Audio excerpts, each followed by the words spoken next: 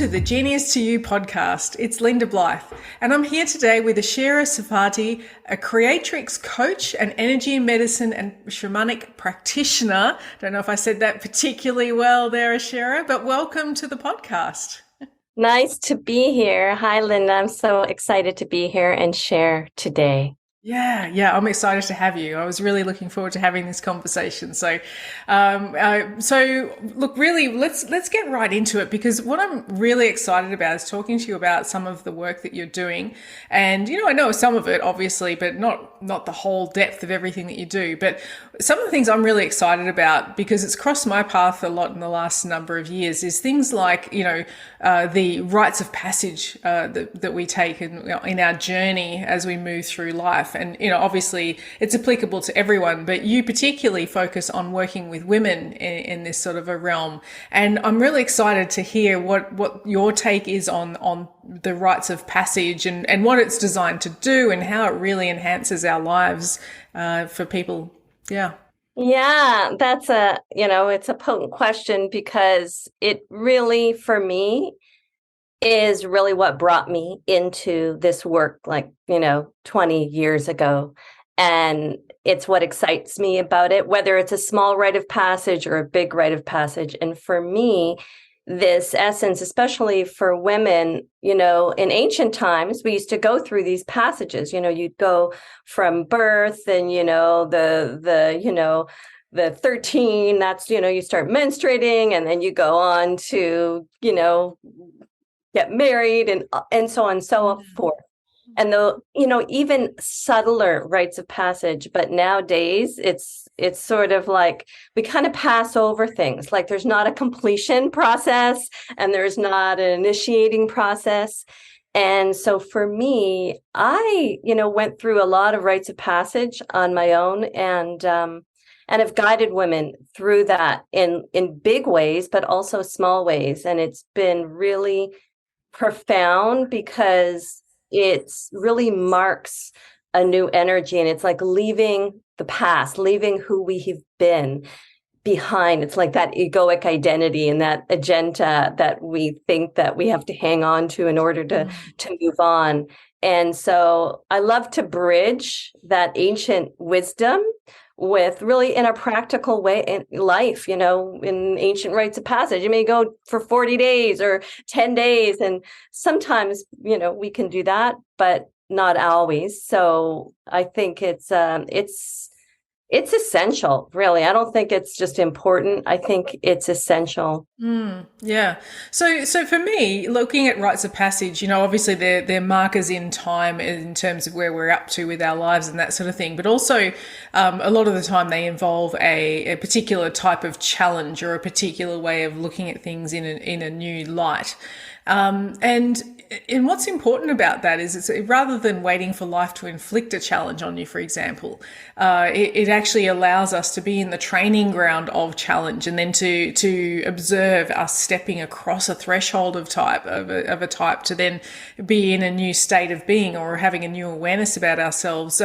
Is that sort of the way that you come at it from there, or do you have a different perspective on that concept? Yeah, it's pretty much like that. Although, like you said, it can happen upon us, a lot of times through illness. That can be a rite of passage, which I actually had to go through in my life. And, debilitating illness. And I could have just ended up in the hospital bed dying, and that would have been it. But I really had to choose. It was a threshold that I had to choose life and be here for my essence. But so, yes, they can be inflicted on us. And the type of journeys I take, women on, whether it's through, one-on-one or through journeys, is really about this looking at where we have been, like who we've been, and actually knowing that that's not really who we are. And so, yes, it's a threshold. And then, there's in the shamanic realm, you might have heard of, or in the earth medicines, you hear about the 4 directions. And the four directions, the south, the west, the north, and the east. And it's not just the medicine wheel, but there's actually a process within there that's very much like identifying. The south is about letting go of the past. The west is about facing the shadow. It's kind of like the hero's journey of going through the darkness and looking at your shadow and seeing it. And then you get power because it's the awareness that opens through the west. And in the north, you go into the journey of what is possible, the impossible dream, the energy of the hummingbird, of the sweetness of life, your soul journey and what you love. And then in the east, it's the freedom, it's the eagle, that you are not encumbered. It's beyond space and time. So yes, it's this rite of passage is a journey that you go through, and we all go through it in numbers of ways, but to be consciously aware that you're deciding, you're deciding to go through it, and taking women on these journeys and going through them on my own, like I said, in small ways. But yeah, there's a threshold, and the threshold, you get that wisdom in each of the thresholds so that you're ready to shift. And along the way, we've got guides and allies and wisdom and inspiration that can guide us forward on these journeys. And it may not be what we expect, because we go into a sort of an altered space. It's like when we're in our crater circle, we're beyond space and time. So that's, the rites of passage are entering into that beyond space and time of ordinary time and space. Yeah. Yeah. So when you were unwell, and as you said, you came to a position of choice, did you already know this work, or was this sort of like a journey on your own, which then brought to the fore the importance of such things as understanding the structure of rites of passage? Well, actually,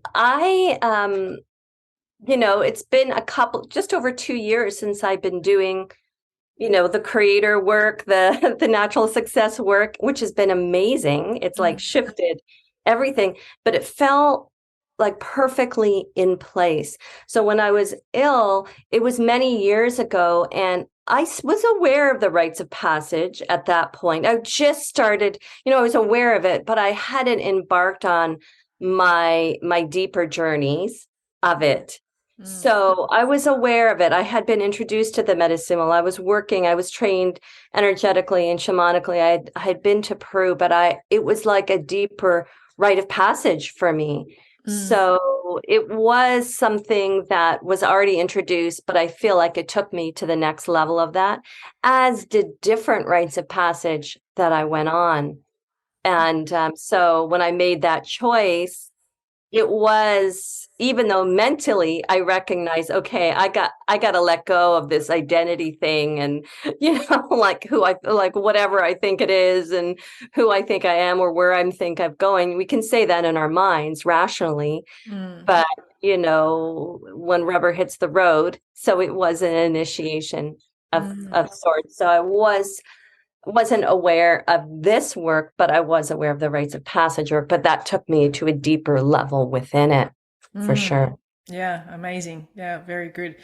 When again, just coming back to the rites of passage and facing challenge and those sorts of things, the first thing that's really astounding to me is that you're talking about the shamanic use of it, the medicine wheel, that sort of thing, and did that work that you were familiar with, did that come from South America, or was there also the indigenous American sort of vibe as well, or was it sort of, where did you get that information from? Because I've got something to add.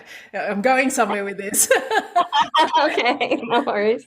All right. Well, there is a medicine wheel in most indigenous traditions. So it's really, and it's, as long as you know where the directions are, you know where you are, you're home. It's kind of like, when you know where your circles are. Yes, yeah. You can, and you have a choice, a little different. But so basically, the medicine wheel that I mostly work with is from the Andes, from South America. Yeah. I was drawn many years ago, and 16 years ago, I was drawn to go there. So I am aware of the North American medicine wheel, but really, and it's more like a spiral, really, to tell you the truth. You just get on and it, but I mostly work with that medicine wheel when I work with it. And it's really a guidepost. It's the directions, it's the energies of it. So I do mostly work the Indian one, but it's across the world. It's basically the origins of the earth. We've got the directions, we've got the elements, we've got alchemy, we've got physical traditions, and from that, all of creation moves through. Yeah, and the beauty with these structures, things such as the directions, and the structure of alchemy, is that it enables us to step out of our ego. Because what's the ego all about? It's about orientation. It's about how is the world, where am I in relation to XYZ, and trying to orientate ourselves. And unfortunately, it also keeps us in the orientation of survival and safety and all those sorts of things. Whereas these other structures go, well, actually, there is another way of knowing where you are in relationship to the rest of the world.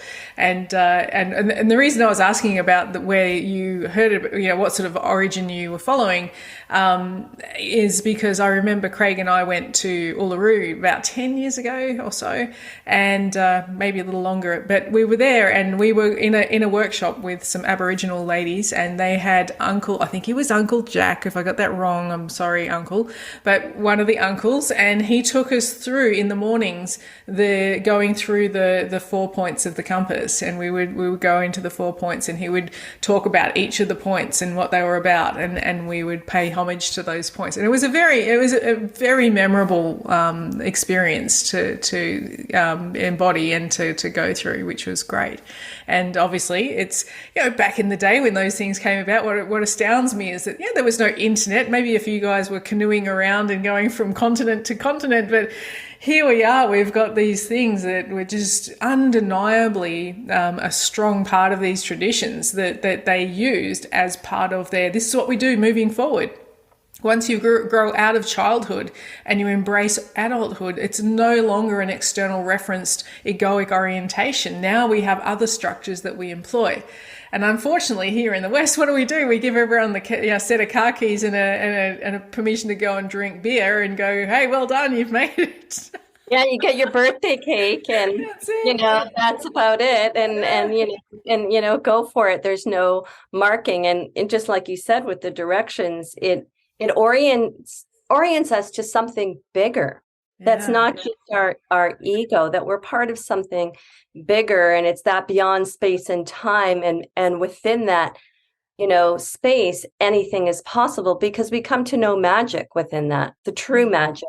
And that's the magic of when you are in that beyond space and time, and things just show up, like in some of the courses and classes I've done when we've worked in the past. Before I did this work, now I integrate it, but worked with the north and the direction of the hummingbird, the sweetness of life. We'd work with that, amazing magic would happen for everybody, because they were oriented to beyond their egoic mind and tapping into the magic that is possible for all of us now. It's just a matter of really opening up to something bigger and greater and shifting our orientation. Yeah, absolutely. So shifting orientation sounds easy. Right? Try to do it every day with our circles. Absolutely. So, but essentially it is our ideal in terms of what transformation is about, isn't it? Yep. Yeah. Yeah. So talk to me about that from your perspective. What is transformation? What is that about? What's the purpose of it? Yeah, well, I just feel like I know for myself, having gone through so much and seeing others, especially women, it's really beyond knowing what we can be. Transformation is not, we're not locked into a certain program or a certain way things are, that we open the lid up. And, it's very much, that's why when this work came in with William, it was just such a perfect, fit from already where I was working, but brought it into the practical, and the practical of creating is transformation is, wow, I thought I was this, and actually I don't need that. And I can become limitless. It's, and shifting that through, one of the things I love the land of plenty and the journeys. And I've taken people on those different journeys and done them myself in different ways. And that's the transformation, is when you shift from your limitation into your possibility. And so, one of the things I love to do is take people on journeys, as you know. I love traveling. It's something I've just done.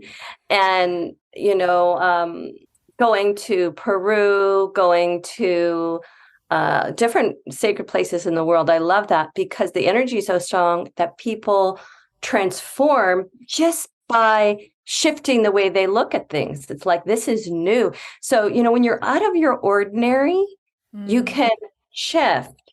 When you're out of your own way and you just sort of go, okay, well, everything's shaken up. It's like, turning things upside down and going, okay, where are you now? And so the ability to let go of who we think we are. So for me, that's the essence of transformation, is to let go and be open to new ways of seeing. And even, I notice with the circles for myself and with clients, we still get stuck sometimes in this, like, okay, I'm going to just say my choices today, drop it in. Oh yeah, yesterday I got this great image, and like that feeling of it, I'll go back to that and hang on to that because that's what it is. And we just want to kind of glam on.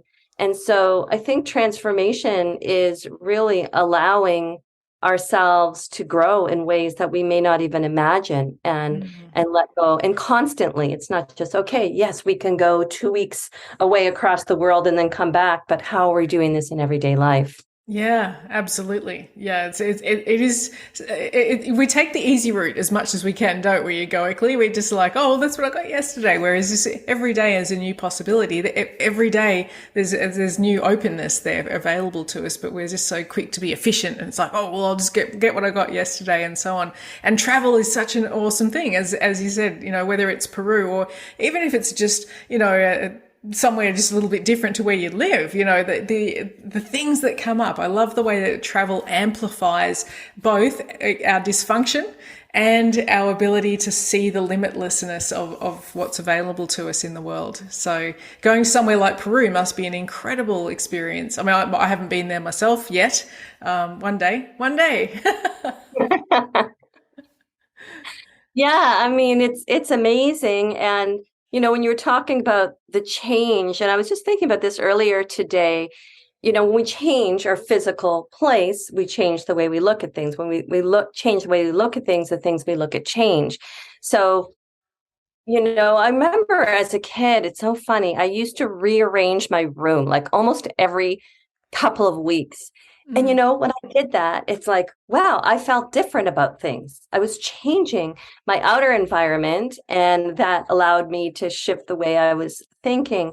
And most of the time, most of us are used to being fearful of change. It's just the ultimate fear of death, right? It's the ultimate fear of that I'm going to lose hold of everything. And in the shamanic realm, you go through different rites of passage to face that, to face the heroine's journey, to face the shadow, to look it in the eye and allow it to become your ally.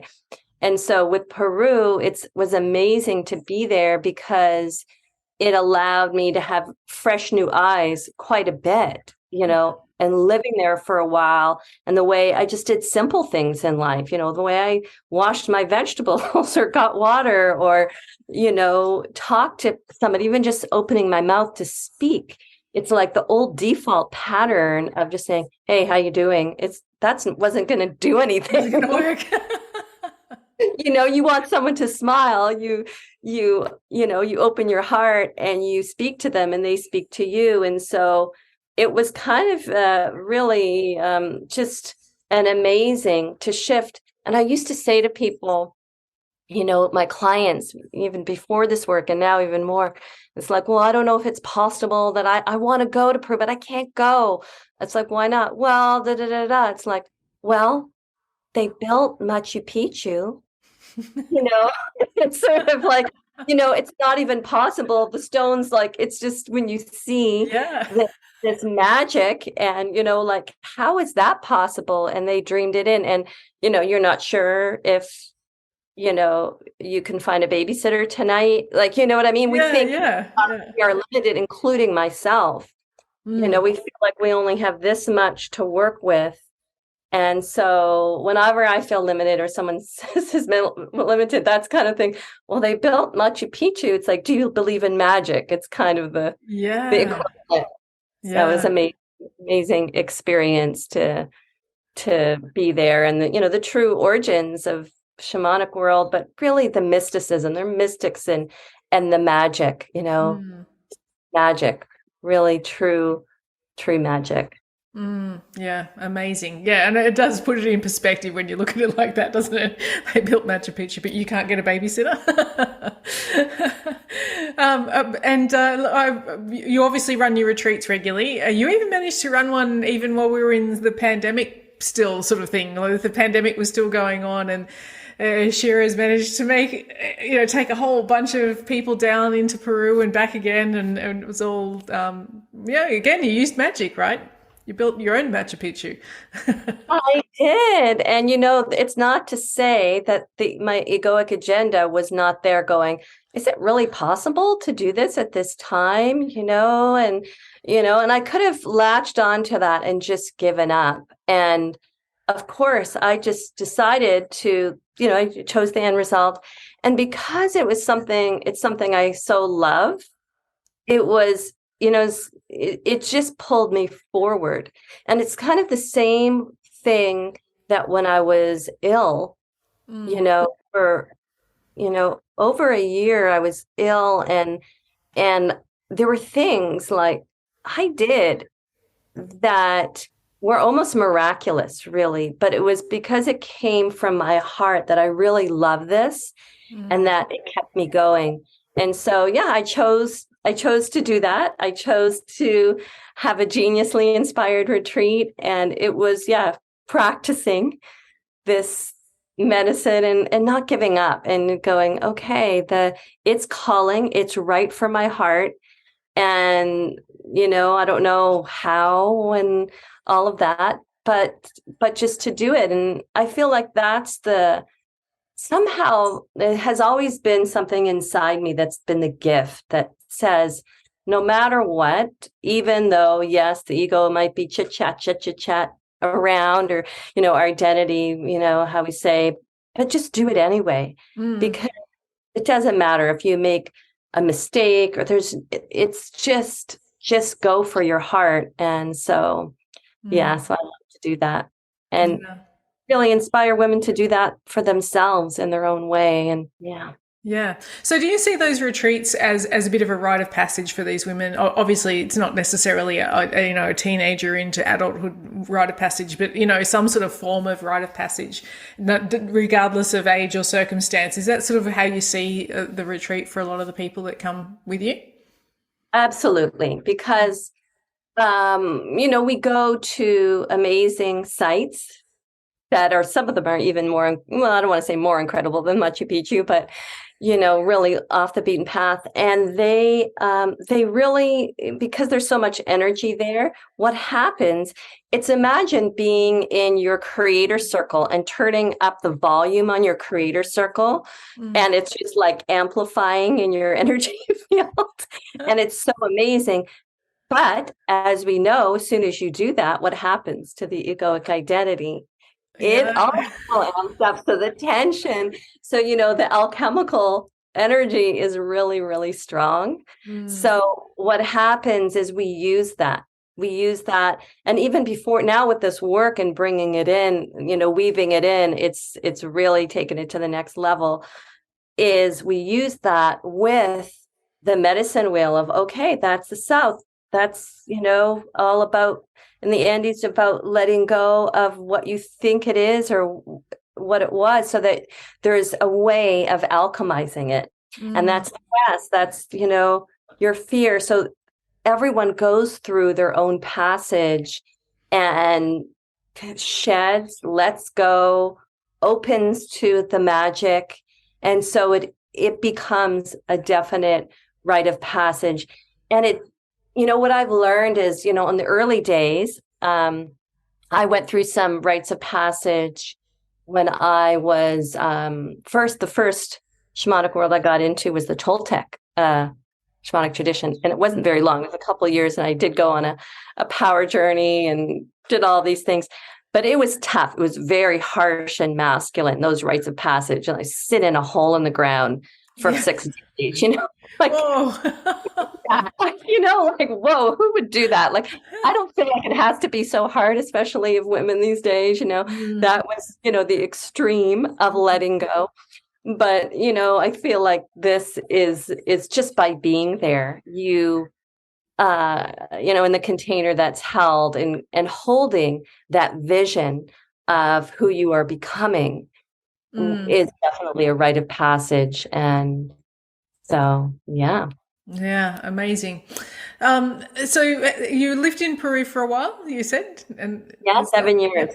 7 years. Wow. Amazing. And what was your biggest takeaway from living there for yourself? Oh, biggest takeaway. There's so many. That's a rough question. I throw the curly ones out towards the end. You gotta amp it up, right? I think the biggest takeaway is live from your heart and what you love. So, before William's work, I always had this saying on my website says, it's about living, your life so your heart is singing, basically, empowering you to live a life where your heart is singing. And I think that's the biggest takeaway over there, because the people are very much in the present moment. Not everybody, but, the higher and the higher you get into the mountains and, just in energy, they're just in the moment with nature, in the wonder. And so, and you say hello to somebody and they shine brightly, and there's a sense of the heart and the magic of the heart and the beauty. And the biggest takeaway is to look at that, look at the beauty, look at what your heart really loves. And that's what keeps things moving and going, and connection and community. So those are the biggest takeaways from there. It's really lights you up. And, I'd come back and I'd walk down the street and kind of go, oh, no, just really, this joy that would come through. And I think it's very much in alignment with this work about following your heart and the joy of it. And when you're in that, things shift that you couldn't imagine with your mind. So the orientation is the biggest takeaway. Yeah, absolutely. Yeah. And I think actually that gives us a nice little circle back, because the rites of passage, that's what I found, that when you get to those moments, it's like, oh, I've always got the choice, whether I'm in my heart or whether I go back into my identity. And the identity is strong. It's one of the strongest things that keeps a hold of us, if you like. We feel we need to be consistent, for ourselves, for others, for the world, whatever it is. But consistently what? I'd rather be these days consistent with my heart, and because that's the only thing I can really know. I can't really know what the other person's thinking or how the world wants me to show up necessarily, but I do know what my heart is calling of me. So that's one of the big things I got from doing rites of passage work. And so just thought. Yeah, absolutely. It's following that heart and what is in the moment to do. And I say this, and of course, there are moments, I'm in my egoic identity, but that's what I love, that we know now. I think most of us that are doing this work is like, okay, there it is again.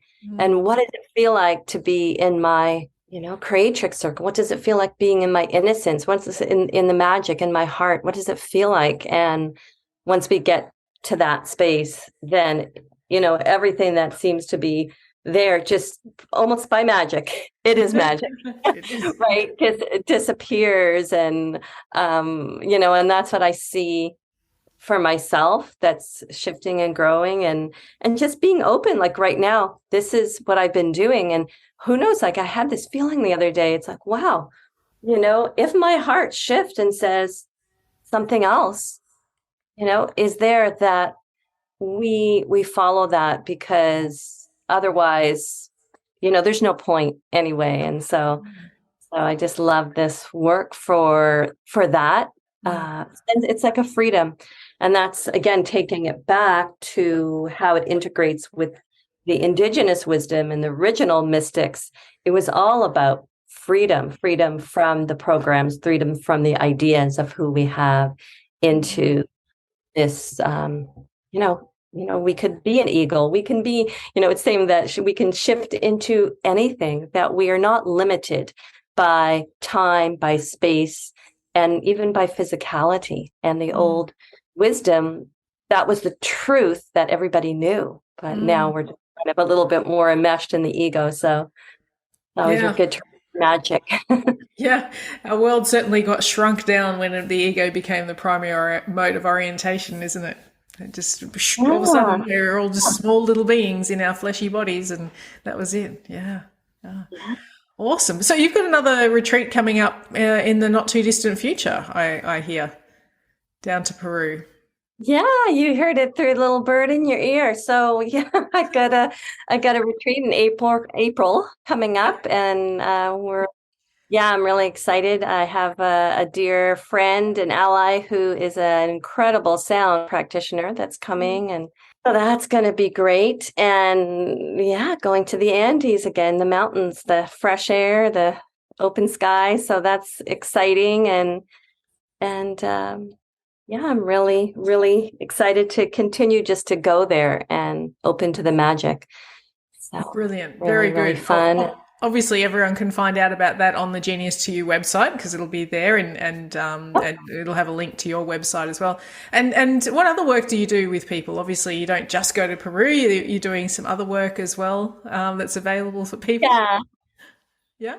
Yeah. Well, my passion is really, and I feel like it's something that's from my heart, and it's happened for a long time, is working in groups with women. And it was, sometimes I'll have mixed retreats and, both programs, but it's been more and more like that. But so I have other retreats. I've done retreats to Shasta and other places, but I have a group coaching experience that's available using alchemical structure and what we love and magic. And it's a Creatrix coaching experience.